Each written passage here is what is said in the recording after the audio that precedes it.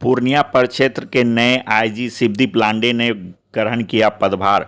इस मौके पर निवर्तमान डीआईजी विकास कुमार ने उन्हें अपना पदभार बतौर आईजी दिया। इस दौरान पूर्णिया पहुंचने पर शिवदीप लांडे का भव्य स्वागत किया गया एवं गार्ड ऑफ ऑनर की सलामी दी गई। मौके पर पत्रकारों से बात करते हुए शिवदीप लांडे ने कहा कि उनकी प्राथमिकता सभी जिलों के एसपी के साथ कोऑर्डिनेशन बनाकर चलने, अपराध को नियंत्रण करने और इंटर स्टेट अपराध में कोऑर्डिनेशन करने की होगी। उन्होंने कहा कि अपराध और अपराधी दोनों के तरीके बदल गए हैं, इस पर अध्ययन करने की ज़रूरत है। शिवदीप लांडे ने कहा कि आज युवा पीढ़ी स्मैक के नशे में अपराध करती है, उन्हें अपराध का मकसद पता नहीं होता है। बता दें कि बिहार सरकार के गृह विभाग की ओर से जारी अधिसूचना के मुताबिक मुजफ्फरपुर क्षेत्र के आईजी के पद पर तैनात शिवदीप वामन राव लांडे का ट्रांसफर किया गया है। उन्हें पूर्णिया का आईजी बनाकर भेजा गया है।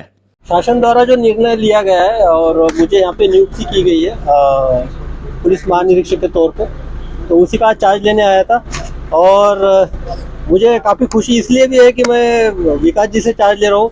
विकास जी मेरे साथ में एएसपी थे वहाँ पे फारबिसगंज में, जब मैं अररिया का एसपी था, और काफ़ी पुरानी यादें यहाँ पे ताज़ा हो गई। काफ़ी अच्छा अधिकारी थे और मुझे तो कोई डाउट नहीं कि इन्होंने प्रशासन और सब कुछ अच्छे से संभाला होगा, बस उसी को आगे कैरी ऑन करना है मुझे। और उपेन भी मेरे साथ जो एसपी पूर्णिया है, ये काम सहरसा में एसपी के तौर पे काम किया है, तो मुझे लगता है कि कोई दिक्कत होने वाली नहीं है। कोई कुछ नया करने की चीज़ है नहीं है, जो अभी लीगेसी चल रही है उसी को आगे बढ़ाने की ज़रूरत है। और सबसे इम्पोर्टेंट है कि अब मुझे देखना पड़ेगा। आप बोल रहे कि आप दोबारा यहाँ आए हुए, तो उस वक्त जब आया था 1 डिकेड हो गया, 1 दशक हो गया। 1 दशक के बाद मैं यहाँ आया हूँ, तो हर जिला का क्राइम का पैटर्न देखना पड़ेगा। क्राइम पैटर्न के साथ साथ नए जो ट्रेंड्स है क्राइम्स के, वो देखने पड़ेंगे। कुछ नए क्रिमिनल्स के गैंग्स कुछ यहाँ पे आए के, वो देखने पड़ेंगे।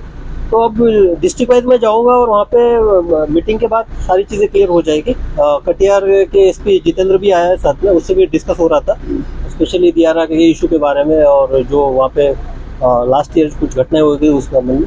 तो समय के साथ सारी चीज़ें होगी। मैं हमेशा जो संस्था होती है हमारी, एक संस्था का जो एक पिरामिड होता है, हायरार्की जो होती है, उसमें बिलीव करता हूँ। और एसपी की जो एक है, पुलिस अधीक्षक एक संस्था है, एसडीपीओ भी एक संस्था है, थाना का जो थानेदार होता है वो भी एक संस्था है। तो हमेशा मेरा फोकस रहा है कि उस संस्था को स्ट्रेंथन करना, उसको ताकत देना।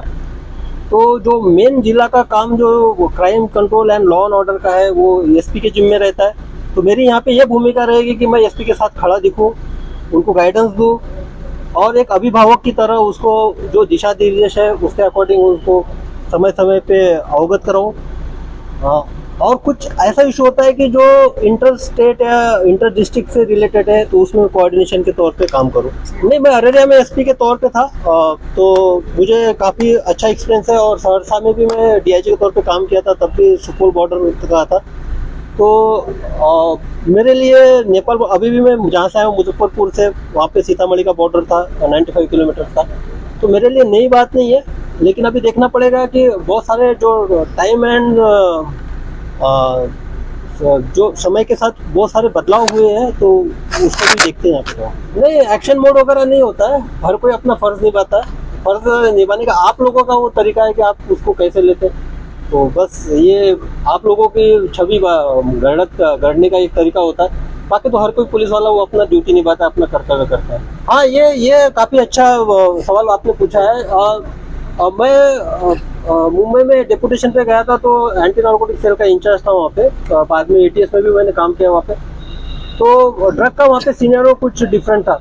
जब मैं वहाँ 5 साल के बाद यहाँ पे आया हूँ, और सहरसा में डीआईजी के तौर पे जब क्राइम का एक पैटर्न में एनालिसिस कर रहा था, स्पेशली सीएसपी जो संचालक होते उनकी लूट, बाद में जो रोड की जो क्राइम होते थे, उसमें एक बात, और अभी भी मुजफ्फरपुर में भी एक बात जो एक प्रखरता से सामने आई थी कि जो यंगस्टर्स हैं, आप उसमें 16 साल से लीजिए, 16 साल से लेके 22 साल तक जो नए लड़के हैं, वो कहीं ना कहीं स्मैक पीकर अपराध को अंजाम देते हैं।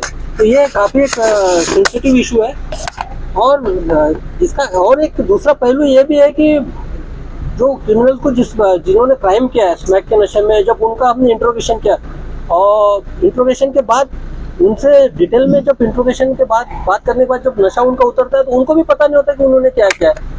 मधुपुरा में ऐसे हत्या कर दी थी, उसको पता ही नहीं था कि उसने किसी की हत्या कर दी। तो ये भी एक डेंजरस चीज है, क्योंकि पहले का जो क्राइम होता था वो एक उसके पीछे मोटिव पता रहता था उस क्रिमिनल को। मुझे अगर मैं गोली चला रहा हूँ तो इसका क्या होने वाला है, सामने वालों को एहसास होता था कि इसकी जान जा सकती है।